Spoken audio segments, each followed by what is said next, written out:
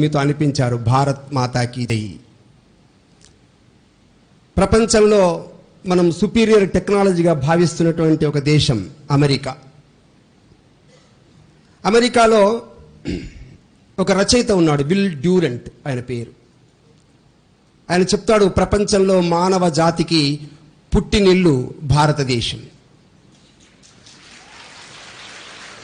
ఆయన అంటాడు, గణిత శాస్త్రం అరబ్బులు నేర్చుకుంటే అరబ్బుల నుంచి మేము నేర్చుకున్నాం, అందుకే గణిత శాస్త్రానికి తల్లి భారతదేశం.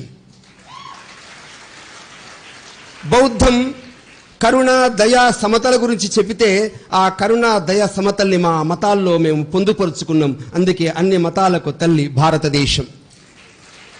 ప్రపంచంలో వందలాది భాషల యొక్క మూలాలు వెతికితే అన్ని భాషలకు తల్లి సంస్కృతం, ఆ సంస్కృతాన్ని ఇచ్చిన తల్లి భారతదేశం.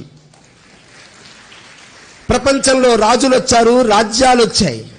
భారతదేశంలో కూడా రాజులు పరిపాలించారు. కానీ ఈ దేశంలో 1 కాదు 2 కాదు 6 లక్షల గ్రామాల్లో గ్రామ పంచాయతీ అనే ఒక ప్రజాస్వామ్య పరిపాలనకి ఒక నాంది శ్రీకారాన్ని చుట్టి ప్రపంచానికి ప్రజాస్వామ్య ప్రభుత్వ పాలనను నేర్పించినటువంటి దేశం భారతదేశం. అందుకే భారత్ మాతాకి. ఇది మనమంటున్నదే కాదు, ప్రపంచమంతా భారత మాతకి నినాదాలు ఇస్తున్నటువంటి సందర్భం. అందుకే ఈ రోజున భారతదేశం ప్రపంచంలో 83 దేశాలు క్యూలో నిలుచున్నాయి భారతదేశంతో షేక్ హ్యాండ్ ఇవ్వడానికి. భారత్ మాతాకి జై అని ప్రధానమంత్రి అంటే అక్కడక్కడ ఉండేటువంటి మన భారతీయులే కాదు, అక్కడ ఉన్నటువంటి వాళ్ళంతా భారత్ మాతకి జయనాదాలు పలుకుతున్నారు. జపాన్లో ఒక వేదాంతి ఉన్నారు, ఆయన పేరు కకుజో ఒకకురా. ఆయన అంటాడు, అణు సిద్ధాంతం, రెండవది సాంఖ్య సిద్ధాంతం. అంటే బౌద్ధానికి ముందే శాస్త్రీయత సైన్స్ పరిజ్ఞానాన్ని ప్రపంచానికి అందించింది. అందుకే ఎండిపోయినటువంటి శాస్త్రీయత అనే జీవనది ప్రవహిస్తున్నటువంటి దేశం ఏదన్నా ఉంటే అది భారతదేశం అంటాడు ఒకకురా. ఇంకొక అమెరికన్ విద్వాంసుడు ఉన్నాడు, అతని పేరు హూస్టన్ స్మిత్. అసలు ఈ విశ్వం యొక్క వయస్సు ఎంత అని తన యొక్క అమెరికన్ వాసులతో మాట్లాడుతున్నాడు. మన యొక్క విశ్వం యొక్క వయస్సు ఎంత అంటే మనకు విశ్వం వయస్సు 6000 సంవత్సరాలు అని మనం చర్చించుకుంటున్నాం. భారత్ని అడిగితే భారత్లో ప్రవహించేటువంటి గంగా నదిలో ఉండే ఇసుక రేణువులన్నీ పైకి తీసి ఆ ఇసుక రేణువులకు సమానంగా ఉండే పెద్ద పరిమాణం గల కలియుగము, అంతకంటే ముందు ద్వాపర యుగము, అంతకంటే ముందు త్రేతాయుగము, అంతకంటే ముందు కృతయుగము, ఇలాంటి యుగాలు, ఈ 71 మహాయుగాలు, ఆ 71 మహాయుగాలు కలిపితే ఒక మన్వంతరం, అలాంటి 12 మన్వంతరాలు కలిపితే ఒక కల్పం. ఈ రకంగా ఈ రోజున ఉండేటువంటి ఆధునికమైనటువంటి ఖగోళ శాస్త్రజ్ఞుల యొక్క అంచనాలన్నీ కూడా అగాధంలో పడిపేసేటువంటి ఒక దేశం ఏదన్నా ఉంటుంది భారతదేశం అంటాడు హోస్టెన్స్.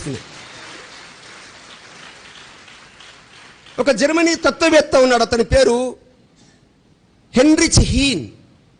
ఆయన అంటాడు, భారతదేశంలో ఉండేటువంటి విలువైనటువంటి వనరులు పోర్చుగీస్ వాళ్ళు దోచుకుపోయారు, డచ్ వాళ్ళు దోచుకుపోయారు, ఆంగ్లేయులు దోచుకుపోయారు.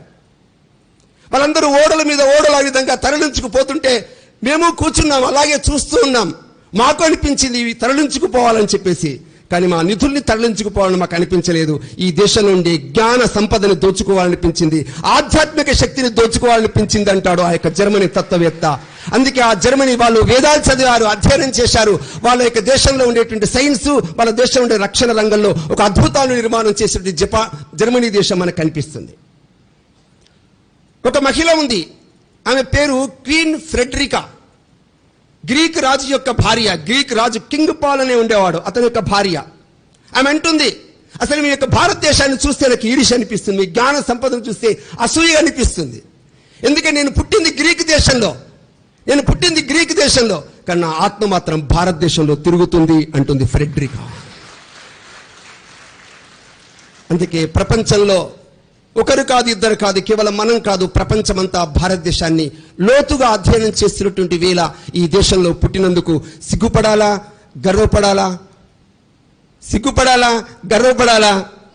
గర్వపడాలి. అలాంటి గర్వపడే స్థాయికి తీసుకొచ్చినటువంటి మహానుభావులు పుట్టినటువంటి దేశం భారతదేశం. కాబట్టి ఆత్మ అని అంటున్నామే, నా ఆత్మ మీ దేశంలో ఉంది అంటుందే, ఆ విధంగా ప్రపంచంలో ఉండేటువంటి లక్షలాది కోట్లాది ఆత్మల్ని ఆకర్షించేటువంటి భారతీయ ఆత్మ ఈ దేశంలో కేంద్ర బిందువుగా కనిపిస్తుంది. అలాంటి భారతీయ ఆత్మని అర్థం చేసుకున్నటువంటి మహా వ్యక్తి.